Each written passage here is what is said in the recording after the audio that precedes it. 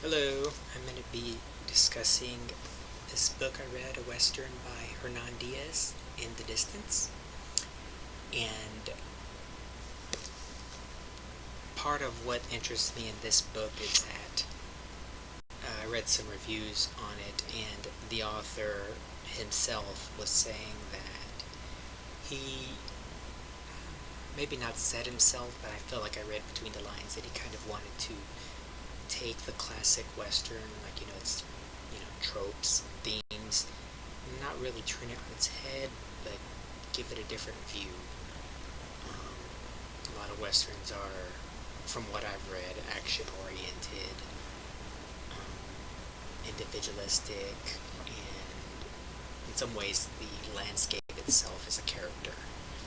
Um, the main character of this book is a Swedish immigrant named Håkan Soderstrom, and he is eventually called the Hawk because a lot of the Americans he meets cannot pronounce Håkan, so they just settle on Hawk, and he does as well. He gives up, and Hawk comes to the United States meaning to go to New York with his brother. They're both Swedish. They don't speak a word of English, and he becomes lost from his brother, and Hawk winds up on a ship going south around South America to San Francisco. And this period of time is around the 1850s. When he gets to San Francisco, Hawk, he realizes that he has to find his brother. And in order to find his brother, he's, understands that, he just simply can't walk to New York. He's going to have to find different odd jobs along the way to help him get there. And really that's what the book is about, is Hawk getting from San Francisco to New York to find his brother. And along the way he meets different people who help and / impede him from his destination. At the beginning of the book, you'll understand kind of where he is in his life, and keeping that in mind, you know what to expect at the end. Well, not really, but it gives you a good idea of how it's going to end. There is a varying cast of characters. Some I enjoyed, some I really didn't. But what characters I did enjoy was in Clangston, one of the first towns he arrives in. He meets one of the reviews said likened her to a prostitute with a heart of gold, and that I do not agree with at all. She was a wealthy woman. It seems like in Clangston she is the head of a criminal gang. I don't know. But one thing that's worth reading is Hawk's description of her mouth. You'll look forward to that. I thought it was interesting. And from there along the way he meets a character named Jarvis, who,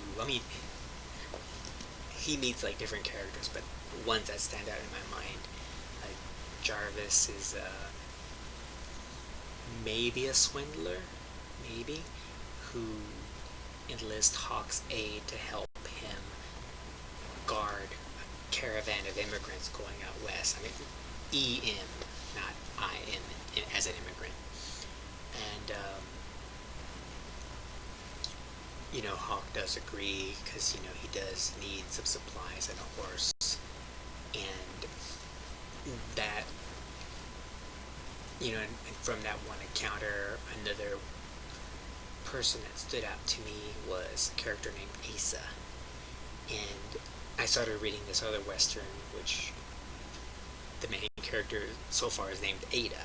So I thought that was funny that this character in this book is named Asa.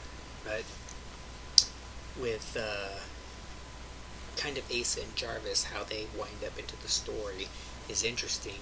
And what I liked what I really liked is that what Hernan Diaz did was he did some actual research into kind of like what technology was possible in like the 1850s era. Um, One of the things I don't like in some westerns is that for a certain time period, they attribute certain firearms that aren't available, like bullets. And one western called a movie called Bad Company, that these two young men were escaping for being drafted in the Civil War, and they have revolvers. Well, they had revolvers then, but they were only muzzle loaders. But in this movie, they had bullets, which weren't around at that time. And in this book, he describes Jarvis giving or loaning Hawken a pistol, which is a pepper box. And the pepper box is described in the book, and what it is it has 6 cylinders that rotate, and it's a heavy piece of machinery.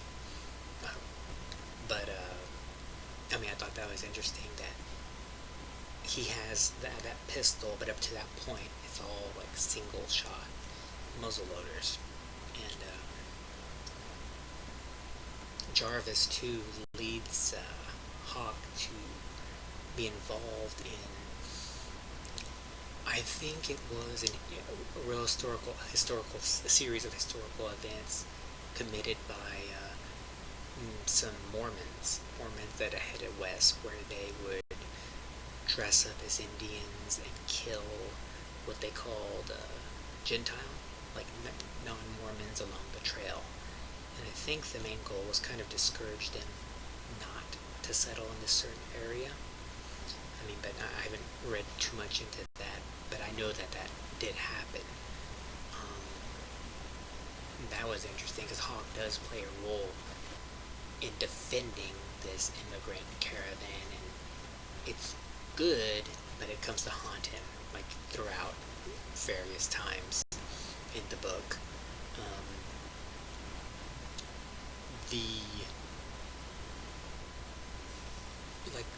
What I liked is that Hawk is a gentle giant. He doesn't want to do any violence necessarily, but he's always, not always, but in certain instances of the book, he does have to commit them. And one of the things that I like reading the actions in westerns, and what I didn't like in particular was that Hawk wouldn't react. He wouldn't react in what I thought a typical western character would do in a violent way, but that was good because that wasn't in his character. Like, he stayed true to himself. And when he did commit acts of violence, because he had to, he was mournful. And speaking about kind of like that aspect of his character, what I enjoyed also about Hawk was that a period of time lapses from meeting some of these characters, and he ages. But he has memories of what he felt with each person that he encountered, that he cared for, that he liked. And it's kind of like a description of feeling both kind of happy but bittersweet. And I thought it was in itself bittersweet that when he's remembering these characters, that he's happy that they come. These memories come, because they'll go, and he's just carrying on with the monotony of life. And part of what maybe might lose some readers in this book is the description of the West. And if I could show you the cover, that if you look at it, you'll see like the top looks the same as the bottom, and that is, pretty accurate because at certain points of the book, Hawk does become lost and disoriented and starts wondering, where am I headed or what is going on. But, I think that, adds to the appeal. What helped me is like when I was reading this book, I was on a bus ride, like back and forth to a place, and I kind of felt the same way. At one point, Hawk does enter the Grand Canyon, and that place is massive in and of itself, and he makes his way through it. And just the description of that is like, wow, it's kind of like, it's really cool, but it could throw some people off. And let's see here. Let me look at some of the notes I took from reviews.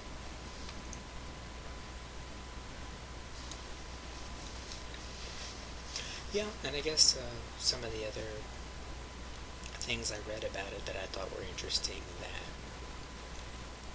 he is an immigrant in and of himself, but he doesn't face any of the typical like discrimination and other type of immigrant would face. Like a lot of the characters he's interacting with are white, and they don't seem to hold it against him that he doesn't speak English, but I don't know, like Hawk it's obvious that he's out of place, that he shies away from people. At various points of the book, he makes a point to go out of his way to avoid people. And part of that comes from his, lack of English, lack of command of the language, which he eventually does, master, but a little too late. I guess what I can say about this, all in all, I mean, I would, out of 10, I would probably give this maybe an 8. For one thing, just like some of the historical aspects of the book, like the Mountain Meadows, I think it's called Mountain Meadows Massacre, but part of that and part of the effects of that fits into the narrative. I mean, into my love of historical accuracy in westerns. But yeah, I mean, I think if you don't enjoy westerns and you enjoy narratives of people's experiences, and it has a lot of feeling, you see a lot of the main characters feeling, then I think you'll enjoy this book.